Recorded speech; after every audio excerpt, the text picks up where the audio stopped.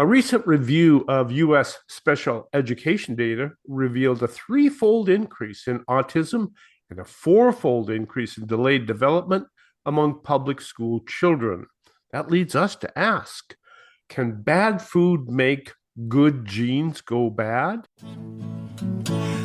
Welcome to the award-winning Food Chain Radio Show with your host, Michael Olson. And now get ready for 1 hour of What's Eating What Radio. Hello out there. You are tuned into the 1405th edition of the Food Chain Radio podcast. Or hey, perhaps you're among our friends down there in Montevideo who are tuned in as we stream along in the Food Chain page at metrofarm.com. Well, whoever you are and wherever you are, welcome aboard. I am Michael Olson, your host for this hour of What's Eating What. Folks, consider Michael Olson's third law of the food chain. Cheap food isn't. Given the hyperinflation of the past few years, in which a $10 restaurant hamburger became a $20 hamburger, many parents are looking for ways to stretch the family's food dollar. Many parents are also working two jobs and have very little free time, and so are also looking for ways to save time. Not enough money, not enough time. Industry to the rescue with cheap, ultra-processed, ready-to-eat foods. But wait, what is causing that threefold increase in autism and that fourfold increase in delayed development among students enrolled in U.S. public schools?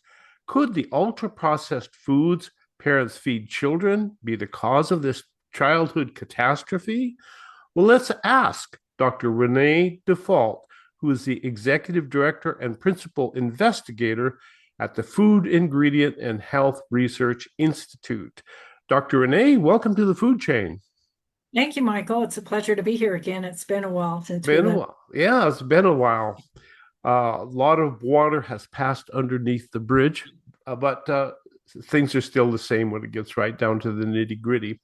Dr. Renee, you're a research scientist, an author, a college professor, a special education teacher, and a whistleblower. Are you willing to blow the whistle on ultra-processed food as being a cause of autism and delayed development in children? Absolutely, and I'm not the only one. I've been blowing the whistle now for about 20 years, ever since I found the mercury in the high fructose corn syrup while I was working at FDA. And but the nice thing about this day and age is that researchers all over the world are now also blowing the whistle on ultra-processed foods. And really big studies coming out showing that a mother's risk of having a child with autism and ADHD is increased significantly with her consumption of ultra-processed foods. So Dr. Renee, do you think it is a potential cause or is it a probable cause? It's a probable. Yeah, I have no doubt on that. I've been researching this and publishing and whatnot for years, doing clinical trial work. There's no doubt in my mind that that is the culprit. Well, good. Let's step back to your work with the Food and Drug Administration as a researcher. As I understand it, the federal government is not responsible for determining the efficacy of foods that have been manufactured or drugs. That is all up to industry to determine whether it's good food or bad food. Is that not true? Absolutely. It's been that way since the beginning, really. Congress gives FDA power to do certain things. And for example, FDA can collect fees from pharmaceutical companies to pay for FDA employees to review their applications for new drugs. And so they have a pay-to-play system in place. And that's an example of how Congress determines what FDA can and can't do. And whether or not something is safe to eat, the food manufacturers, it's upon them to determine whether something is safe or not when it comes to chemicals. Okay. So they quite naturally are probably looking for ways to prove, hey, this is good stuff to eat. Right. Okay. And what were you doing then at the Food and Drug Administration? Well, I was working for the commissioner's office, and my main job was to do cleanup work of contaminated FDA laboratory properties. And so my background was in toxicology and industrial hygiene, which is basically the study and auditing of different processes to determine what's the risk of contamination in the environment. And so I stumbled upon mercury in plumbing systems of laboratories and started asking where did that come from, and it turned out it came from chemicals that were made with mercury, the mercury grade chloralkali chemicals. And then I asked, well, who else is using these chemicals? And it turned out the corn refiners, they were the biggest user at the time. And I asked, well, could there be mercury in the high fructose corn syrup? And at the time, Americans were consuming 60 pounds per year per person. So I thought, wow, that we need to look into this. And sure enough, we found mercury in about half the samples we collected. I had sent some FDA law enforcement officers right out to the corn refiner plants, and they collected the samples. And so anyway, bottom line is, when I wanted to publish those findings, and I had figured out what it would do to the body, especially in developing children, and I had worked with collaborators and whatnot, and done the entire literature review to find out what we did know about mercury and its impact on developing children. FDA didn't want that published. So I had to retire early and take a, cut in my pension in order to continue the line of research, which is now known as nutritional epigenetics, how what we eat determines how our genes behave to create conditions for disease or disorders. And in my line, I'm looking primarily at neurodevelopmental disorders. So the federal government said, don't publish. Right. They said you can't publish using And these. and why did they say that? Why did the federal government prohibit you from telling what you know? Because, well, I had gone down to the Center for Food Safety. I had collaborators outside the government who had also analyzed the samples from University of California, for example. And we gave a spiel and, said what we found. And I was taken aside and told by the person in charge at that time that in no uncertain terms that I would stop this line of research, that, that they have they have interests with food corporations, and Sure. Their you good know old we revolving door. right back in those days we called it a corporocracy, because everybody knew the influence of the corporations. Yeah. Good. So And corn, high fructose corn syrup was a significant building block of the modern food chain, the ultra oh, processed food chain. absolutely, still is. I mean, my goodness.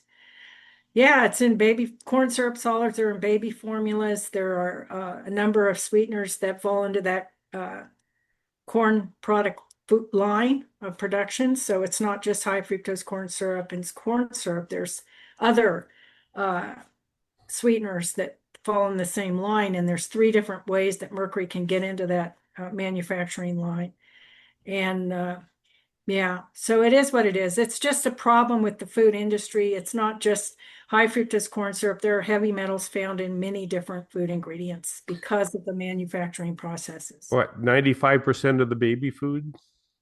Yeah, that's a good example. Congress found, heavy metals in baby food. So it's a problem. And FDA didn't want to acknowledge it at the time. Now they do. 20 years later, they have a little web page up now that says that, you know, they're going to try to do something about it. But really, the fact of the matter is that they can only do what Congress allows them to do. And Congress is not going to be allowing them to. If Congress wanted rules to make our food supply safer, we'd have them. Like European Union, they have rules in place banning certain food ingredients or requiring warning labels on certain food ingredients, like with food colors and whatnot. And what we have because we don't have a willing Congress to Right. make. How would you define ultra processed foods? Those are foods that, when you look on the label, the food ingredient label, there's a lot of things you can't even pronounce. And in some cases, ultra processed foods now with the natural foods, you might be able to know what 7 out of 9 ingredients are. But the fact that there are so many ingredients to make that cracker or that, cookie or that salad dressing or whatever, that's ultra processed. When you only have one ingredient, a whole food like, chicken or an orange or, bell pepper, that is not ultra processed. There is processing that goes into, preparing these agricultural crops to go to the market, but it's not like there's several steps in making these in terms of modern manufacturing, that every step you put, every ingredient that goes into that ultra processed foods, there's steps involved in making it, and then that increases the risk of contamination. So the more steps involved in creating a food product, because there's so many ingredients, then you're going to have multiple pathways for heavy metals or, in some cases, pesticide residues or other things. Which, So, go ahead. and those heavy metals appear to be getting into the food, and those heavy metals in the food appear to be getting into the brains of our children. Absolutely. Yeah, there's no doubt about it. We have most of the really good studies are done outside the US at this point because the funding for foundational science is really not happening anymore because everything in the US is pushing towards products and new patents and things like that. But the foundational research, like, hey, I wonder, if we feed these rats mixed metals, mercury, cadmium, and lead, where is that metal going to go to in their tissue? So this rat study shows, well, it goes all over their body, throughout their body. The inorganic mercury, lead, and cadmium can be found in all these different places in their body, these organs and whatnot. So that's foundational research. There's no profit in that because you're not, you don't have, the information isn't going to generate income. So you were left on your own. So you quit the FDA and you went out and started researching on your own, and you fund the research yourself. Why is that? Well, we've had a couple small grants. The only federal funder we ever had was the Environmental Protection Agency because I had worked there in my career and I had a lot of respect. People there respected my work in Indian country and whatnot. And so they funded a couple clinical trials for us, and we found the direct association between inorganic mercury and processed foods and glucose levels in the human population, and we found that same association in the huge thousands and thousands of data points at the CDC's NHANES data set. So that's a real finding, and there was efforts to suppress those findings by ADM, and I have a whole story about that. But bottom line is, we finally got it published, and it's indexed by PubMed, and we now know that there is a direct positive relationship between the mercury, the inorganic mercury in your blood, and the risk of diabetes. And with that, we're going to take a quick break. But when we come back, we're going to have Dr. Renee tell us all about nutritional epigenetics and how, I guess you could say, it threatens the future of our people. Do stay tuned. This is The Food Chain. Michael Olson. We will be right back. It's time now to repair or replace your roof. Hi, folks. Warren Knox here of Knox Roofing. Well, we install leak-proof and fire-proof roofs. Roofs that look nice with a lot of choices of colors and styles. Gutters, skylights, insulation, and roof decks. We only install proven products with warranties unmatched by anybody. Financing is always available, and we have discounts for veterans and seniors. Do business with Knox Roofing, and you'll also receive a free Knox Garden Box. The number to call again is 831-461-0634. Thanks, folks. Attention content producers. You can have access to a complete digital media production facility at Satellite Co-working and Digital Media Studio on Soquel Avenue. Easily rent video and audio equipment, a studio with green screen, editing suite, and audio booth, all at can't say no rates. Schedule a tour to see for yourself at satellitecoworking.com. Mention Santa Cruz Voice for 20% off your first reservation. Cannabis is one of nature's most beneficial plants. Hello, I'm Jenna. Treehouse Dispensary, we use information about cannabis to build community. Listen to Xavier. Thank you, Jenna. For those suffering joint pain, Treehouse suggests trying a CBD THC topical like the Balance Salve from local Santa Cruz company, Jade Nectar. Then enjoy the relief. For answers to your cannabis questions, ask your friends at Treehouse Dispensary, 3651 Soquel Drive in Soquel, or ourtreehouse.io. Low-cost airlines. With one call to low-cost airlines, you'll drastically slash your travel costs. We're talking insanely low airline prices to any of your favorite destinations. The only way to get them is to call to instantly hear the most amazing best deals on airline travel. It's that easy. So call now and start packing. 800-704-1662. 800-704-1662. That's 800-704-1662. Attention investors. This is a simple commercial on the investment value of gold. Gold continues to make new highs. In good markets and in bad markets, you need to have your portfolio balanced with gold. Learn about owning physical gold or getting a gold-backed IRA. Make this simple call right now. 800-414-1657. 800-414-1657. That's 800-414-1657. Sponsored by Reagan Gold. Bring happiness into your holiday with a fresh and fragrant Lions Club Christmas tree. When you light up the tree, your family's smile will last into January. Pick up your tree from the Lions Club lot at the Portuguese Hall near Costco. 2 to 7 weekdays, 10 to 7 weekends. While they last. Bring happiness into your holiday with a fresh and fragrant Lions Club Christmas tree. All proceeds go to helping those in need in Santa Cruz. Let's go back for more of what's eating what on the food chain with Michael Olson. Today, we're talking about nutritional epigenetics with Dr. Renee Dufault. Epigenetics. Two big words, nutrition, other relating to food, but genetics, epigenetics. What does epi mean? That means above the gene.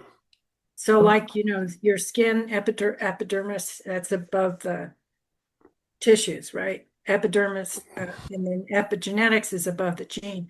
And that's simply mechanisms that influence the way the gene behaves. So like there's switches that can turn genes on and off. And these switches are impacted by what we eat. So nutritional epigenetics is how what we eat determines if our genes are going to be turned on or off.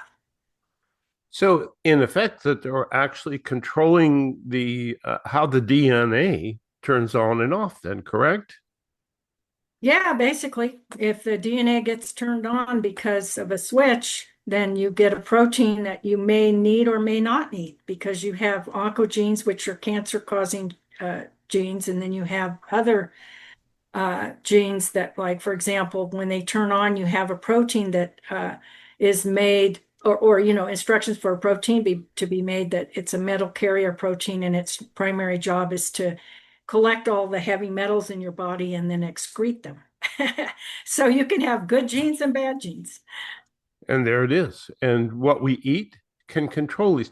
Now, how long have we been aware of epigenetics? Because it's a term that's come into a popular use relatively recently.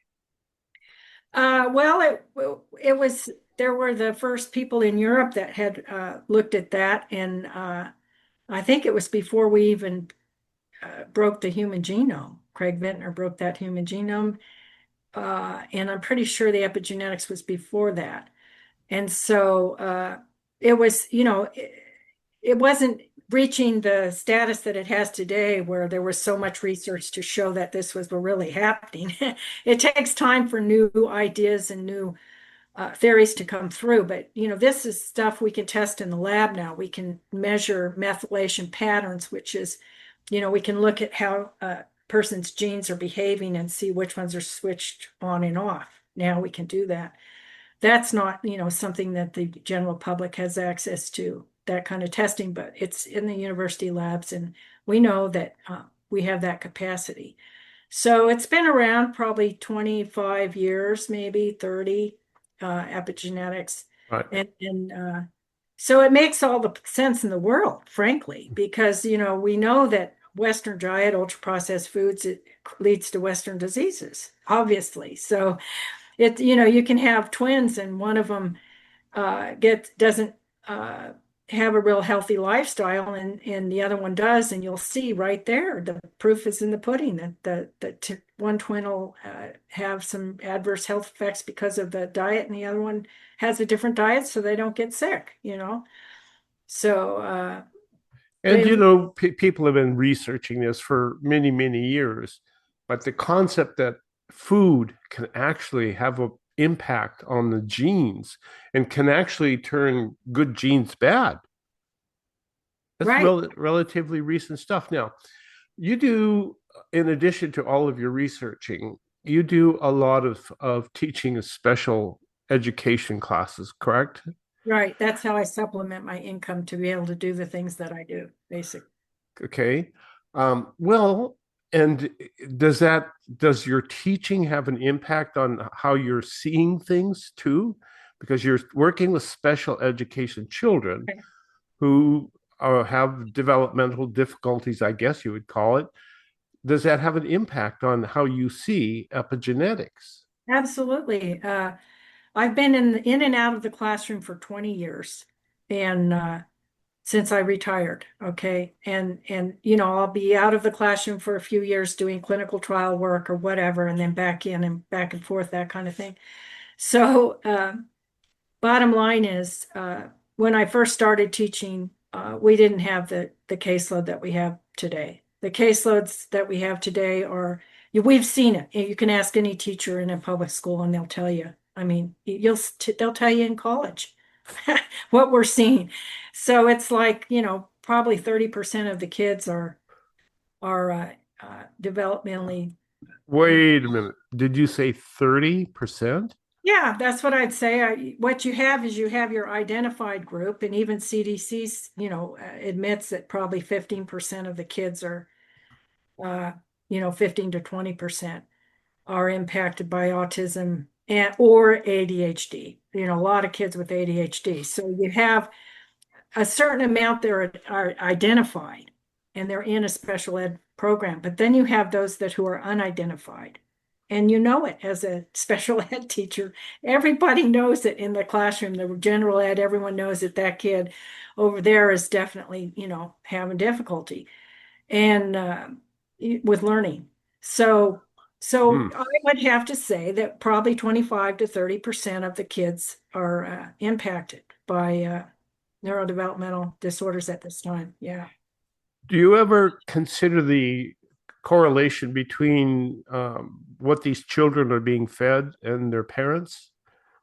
Is there a way for you do you talk with the children about what they eat? And Yeah, I do. I talk with the kids through the years and the teachers and whatnot. And bottom line is it's science. And so science is not necessarily as popular, and it's just not a thing that a lot of people are attracted to science, if you will.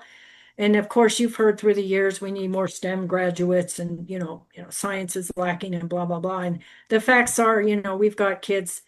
I don't know. I think the last thing I heard, 30% of kids. It was an article I read recently, and I forget what Education Today or whatever. 30% of kids did not have basic reading skills when they graduated from high school. That sort of matches what. So bottom line is. So it could be that it's not the schools, the deficiency in teaching that's resulting in these kids coming to college without fundamental skills. It could be that they simply can't develop the fundamental skills. Absolutely. They're having trouble or unidentified, and even those that do get special ed, because they're developmentally delayed from the onset, they may not graduate with a really high reading level, So you help them and they do better and their skills are better as they go through their school years, but it's not like they're starting out at the gate with everything, Right. ready to. My daughter was reading when she was 3 years old, right? And we don't see the whole, the population has changed in our public schools drastically in terms of learning capacity. And Wow. even the military will tell you that, because Sure. they can't even get, they can't get what they need in terms of recruits, to be able to pass the ASVAB and whatnot. Very few kids can pass the ASVAB. So, Now, if food is one of the principal causes, and what's in the food, I guess we should say, if what's in the food is one of the principal causes, will the causes be transmitted from one generation to the next? absolutely. There's no doubt if a mother's heavy metal load going into her pregnancy from the ultra processed foods, which we already know there's studies done. We don't have exact studies for, specific things. There's still studies that need to be made, but there's enough studies saying that, okay, in this study, the women who had high levels of lead in pregnancy, they had a much, much higher risk of having children with autism or ADHD, right? Lots of studies like that. But you figure a woman goes through a pregnancy with ultra processed foods and these heavy metal levels, then she's going to pass those heavy metal levels into her child, and then the child would be born with them. So we know, for example, that study we're trying to get funded right now would show the heavy metals that are from ultra processed foods in a pregnant woman, and then how it impacts her metal carrier protein gene. With the processed foods, does she have one of the problems with ultra processed foods, if you're consuming 80% of your diet with ultra processed foods, then the whole foods that are nutrient dense with all the vitamins and minerals, you're not getting those. So those things, like zinc, for example, is a requirement for that metal carrier protein. So if you're deficient in zinc because of all these ultra processed foods you're eating, and plus some of those ultra processed food have ingredients that are known to suppress genes from the onset. So anyway, you end up not being able to excrete these heavy metals, and they go into the child, the infant, the fetus, who then has them at the onset. And Now, well, wait a minute. If that's true, what happens to the next generation, the third generation? right. Does it not get compounded? Yes, I believe it does. We don't have that study yet. We do know this, though, with the diabetes. The diabetes, if you have two diabetic parents and they have a child, that child is born insulin resistant already. So it would make sense. No one has done the study to show what happens after 2 generations, but we do. Or 15. Right.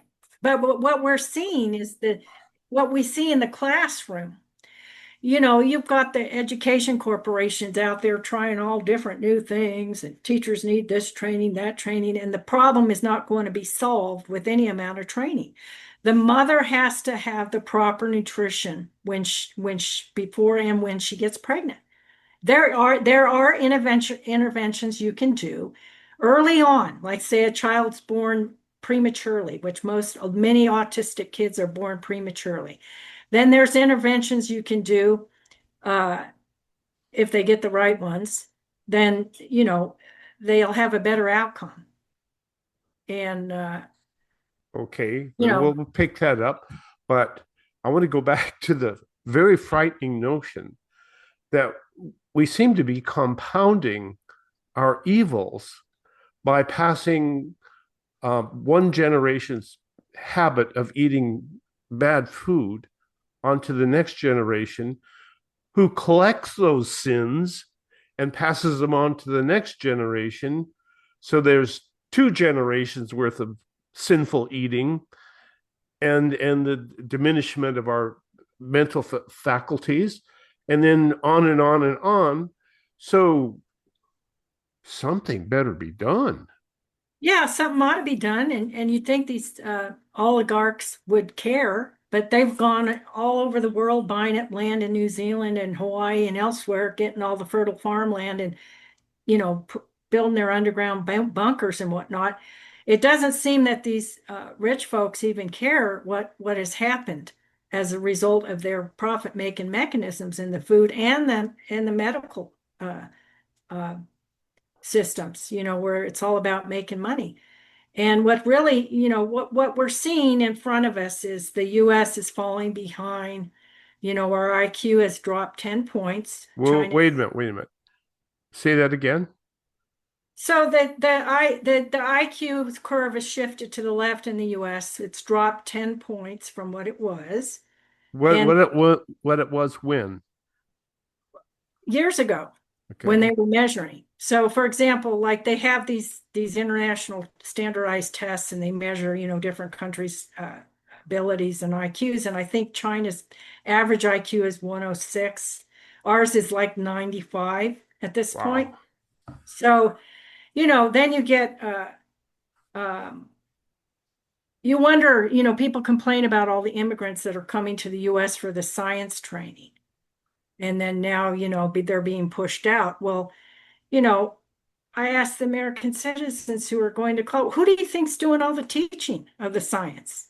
All these immigrants, there's 20-30% of teachers are from out of the country, India, China, whatnot. They come for the training and they stay and they teach. We don't have, just like the military doesn't have the bodies that can qualify for the ASVAB and physical fitness, we are having very few students that can go on to become scientists, to do that rigor of the math, the calculus sequence and the and as you say, the probable cause is not the quality of teaching.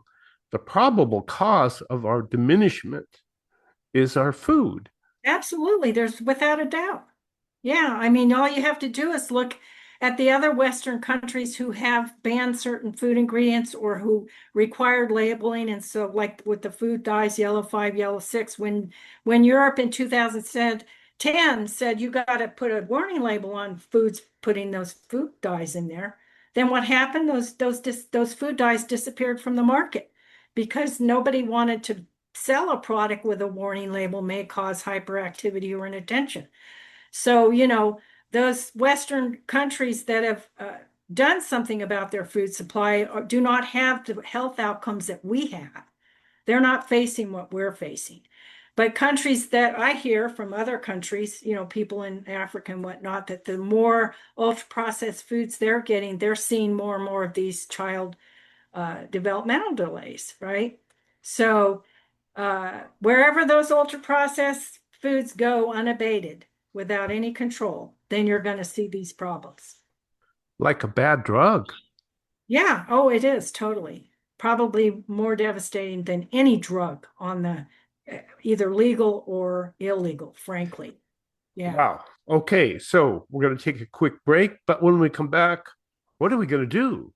We must come up with something to do. We must come up with a strategy on how to cope with this, or otherwise we're going to eat our country to death. Yeah. Ladies and gentlemen, this is Food Chain. Michael Olson with Dr. Renee Dufault and you. And when we come back, the epigenetics of our food and how we can fight back. Do stay tuned. We will be right back. You can earn a substantial income by farming for the city. All you need to do is take your crop to market and win the competition for the consumer dollars. There is a well-proven strategy for winning this competition. You will find it embedded in Metro Farm, the guide to growing in or near the city for the city. Port Ideas, Greg Williams. There's a tremendous amount of useful information in Metro Farm for farming in or near the city. Acres USA's Charles Walters. Metro Farm tells how to convert an opportunity into a real going concern. Every chapter is organized around the logic of practicality. For every problem needing a solution, Metro Farm offers a progression of steps arranged in sequence so the desired goal is achieved. Before you plant your seeds, pick up a copy of the Ben Franklin Book of the Year award-winning Metro Farm. Then plant your seeds and win the dollars. MetroFarm.com. MetroFarm.com. We're on the farm with Joel Salatin. Would you like to buy homemade soup, backyard chicken, and the neighbor's artisanal lunch meat? The Farm to Consumer Legal Defense Fund protects your right to acquire the food of your choice from the source of your choice. I'm Joel Salatin from Polyface Farm, and I urge you to defend the right of neighbors to engage in direct food commerce. Join today at farmtoconsumer.org, the food of your choice from the source of your choice. That's farmtoconsumer.org. Farmtoconsumer.org. Thank you.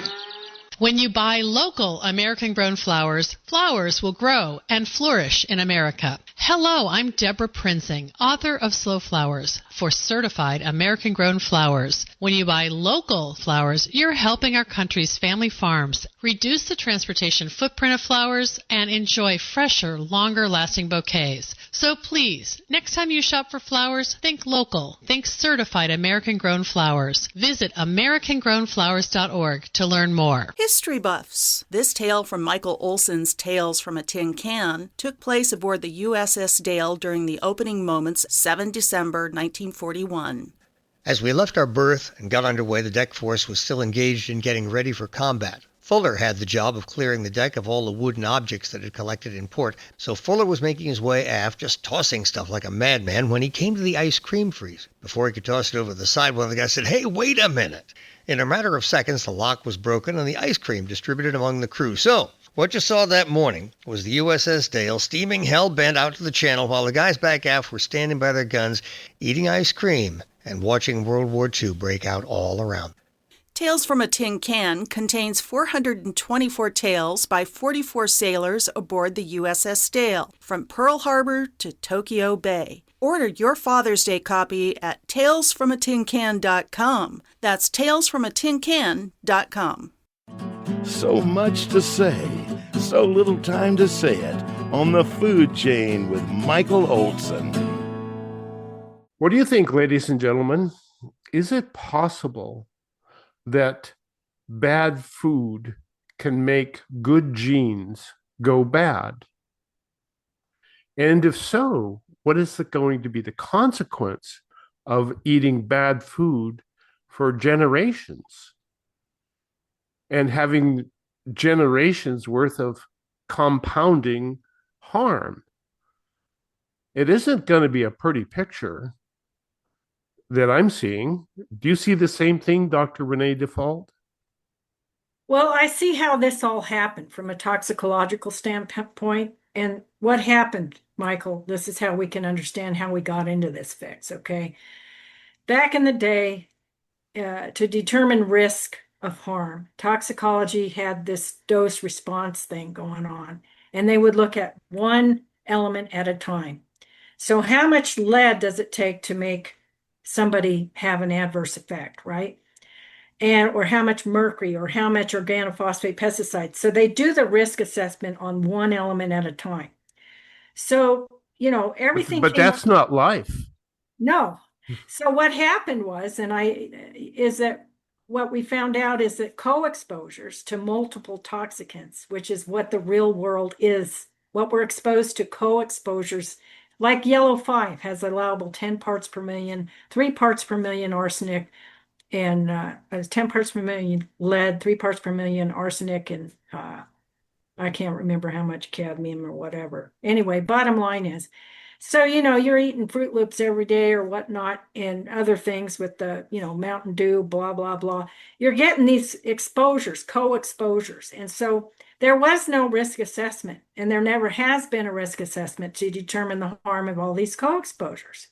Throw in the, conventional flour with a little bit of bleach and mercury residue to prevent the mold and some organophosphate pesticides on top of that. There is, in fact, to this day, we do not have a risk assessment process to determine the harm of multiple co-exposures. The same thing is true with drugs, right?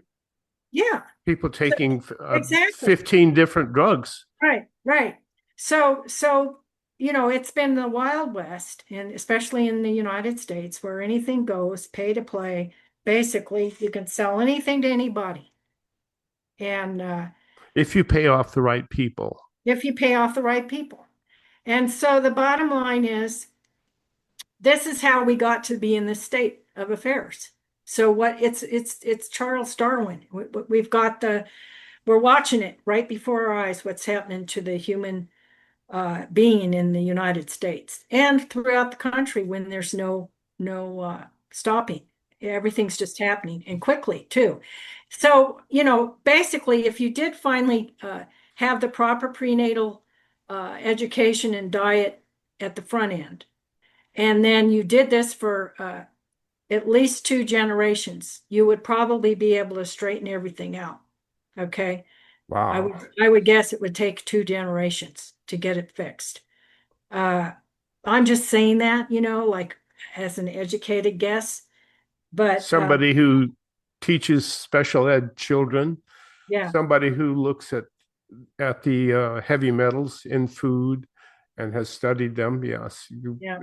I guess you're eligible for an educated guess. Yeah. So I'm just making. So the reality is, if we do nothing, then we're on this downward trend in terms of GDP, gross domestic product. Okay. Yeah. But they have AI coming on board to save the day. But the problem with AI is you have to know what questions to ask. Example? So there's some critical thinking skills required. Critical thinking is not rampant in our public schools these days, regardless of who the child is you're talking to. We have a problem with all the screens and everything between the food and the screens and they put a Chromebook in the kindergartner's hands, from day one. And so we have everything that's been done has created what we have now. And, it is what it is. And it's not just food, it's this other stuff. Food is definitely messing with the biochemistry, without a doubt. But there's these other things that are going on Sure, too. that affect the emotions and the intellectual processes. Yeah. Right. So we've made a mess of things. Not we, I would say the corporations who are interested in selling these products to begin with. Well, and it was also the parents too, because the parents wanted cheap food and they wanted food that was easy to eat so they could save time. So, the corporations were just giving parents what the parents wanted. So to me, the true battlefield is in the parents, and it has to be in the parents. Let me ask you a quick thing. If the children you teach in special education classes had their diets changed to whole foods, would there be an opportunity for them to recover some of their mental acuity, or are they gone? No, the behaviors would definitely improve, without a doubt. Focus, attention. They've already done studies showing that, say you had teenagers in a alternative learning center and you just fed them nothing but good whole organic food, then they turn around. They're more manageable. They become the world is all of a sudden a lot brighter for these kids in terms of their outcomes. So there's interventions you can do. So there's hope. There's hope yes, for. totally. Okay, Absolutely. good. Yeah, there's plenty of hope. I'm not saying it's doom and gloom here. So we know that intervention works. We know that food intervention works. But when you see what these school lunches are serving, I mean, my God, just for them to have, and many kids come from homes where they don't even have a really good meal. And frankly, they come to school for breakfast and it's probably processed, then lunch, and to go home for dinner. This is for a repeat, right? Again and again, and they're not getting the home cooked meals that they need to They're get. not getting real food. They're getting the ultra processed foods that are likely to contain the heavy metals that are making the mess of everything in the first place, or helping to. So it seems to be this has to become a jihad of education. We need people like Dr. Renee Dufault who are fighting this war on an education basis. I also had a recent conversation with the attorneys at Wisner Baum, who won the first verdict in the Monsanto glyphosate cases, and they are now going after baby food companies and suing them for heavy metals in baby food. So I guess there's hope in people like you who are standing up and saying, and you're standing up on your own, though. Yeah, I run a nonprofit, Food Ingredient Health Research Institute, and I have a whole board of directors, and I get support from them, moral support and whatnot. And if we do happen to get some funding, then I've got everything lined up to do the next clinical trial that'll pretty much put the nail in the coffin for the heavy metals in the ultra-processed foods and the outcome to the infant. But we just haven't been able to raise funding yet. We need $250,000. But hopefully some angel will come through. But we can't get funding from the usual sources because the usual sources are only interested in perpetuating what we already have. Proving what they want to prove. Yeah. And what they want to prove is what generates income for them. And Exactly. so that's what they'll fund. So this has to come from a philanthropic organization of some kind. What about the Kellogg's Foundation? Just kidding. Yeah. I'm on the American Society of Nutrition's nutrient gene interactions research interest section. So that's a real, very well known and from the 1920s, right? Mm-hmm. They're in all the nutrition guidance and whatnot. Anyway, I went to their conference last year and I took a picture of their sponsor, their long-term sponsors. And the long-term sponsors are everybody that's making these foods, So, sure. And they haven't come out to say that we should reduce our ultra-processed food consumption, then they won't, as far as I know, because they are still arguing about what is ultra-processed food. Sure. Bless their hearts. Sure. Is that somebody frying an egg? You're ultra processing that egg, I guess. Yeah. So it is going to be a war that, and you're on the side that doesn't have the money, but you have the science. And how do they hide the science to keep people from seeing the science? Well, I can tell you a few stories. That study that found mercury was positively associated with the glucose levels. That one was very, very, it got accepted by a very high level journal. And we had published with them before. And then, so, we paid the article processing fee and whatnot. This is like in 2013 or 14, I don't remember when. But the data was so strong because we also had NHANES data. It was very scary for people in the corn refining industry and just people out there in general. And so the publisher accepted the paper. We went through rigorous peer review. We paid our fee, and then months went by. Normally they release it within a month or even 2 weeks when it's been passed. For some reason, they were just sort of pulling us along. And then 6 months later, I find out that, ADM was buying the food color in the food ingredient firm out of Germany where this publication was being handled. ADM being Archer Daniels Midland. Right. And so they were buying Wild flavors. And the guy who was Peter Wild, he had been funding the research going on at this editor's university. A physician was getting, his wing was getting funded by Peter Wild. Well, so they were holding on to that. They didn't want that. They didn't want that article published until after the ADM sale went through, which was $2 billion or something. And it was the biggest sale in history for them. Yeah. And bottom line was, or biggest purchase, right, of a food ingredient company. And So then after that went through, then I continued to write to the publisher and say, when is this embargo going to be released? When are you publishing? And then they had a new editor, all of a sudden, a new editor.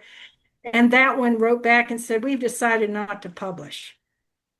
Wow. So that was 6 months of delay.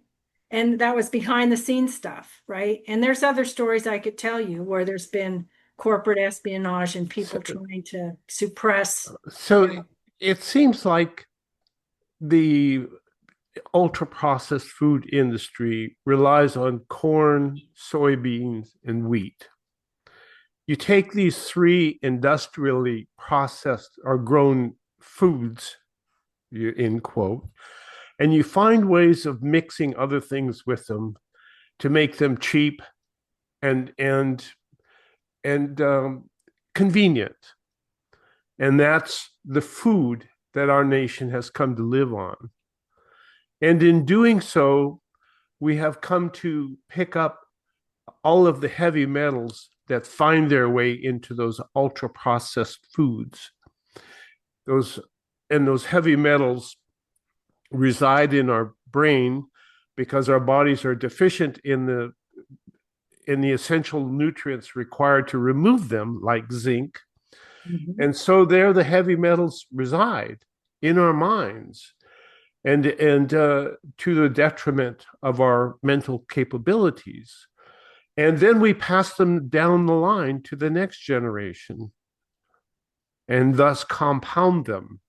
So we have 2 generations worth of eating ultra-processed foods. And then we pass that down to the 3rd generation and on and on. And as we do so, we watch our IQ, our national IQ, go down and down and down. 20 points below China now. 10 points. 10 points below China. Wow, what a great achievement. I know. So China's publishing more science now, as you probably know. Okay, good. So where do we go from here, Dr. Renee Dufault? Well, I think... What can we do to help you further your jihad to get the heavy metals out of our mind? Well, if we can gather this important data that shows, the lawyers would love it, the personal injury lawyers, to have that data. If we could get that, it would take us less than a year to publish our findings. We just need the money to run this clinical trial that we already know we have the right sample size because of previous research. So bottom line is, if we could get that done, the lawyers would have a heyday. And then what would happen would be there would be some kind of big settlement, like the nicotine, the cigarette companies. Exactly. So then the cigarette companies, I can tell you right now. I'll tell you what, I'll put you in touch with the right attorney. Dr. Renee Dufault, thank you so much for joining us on the food chain.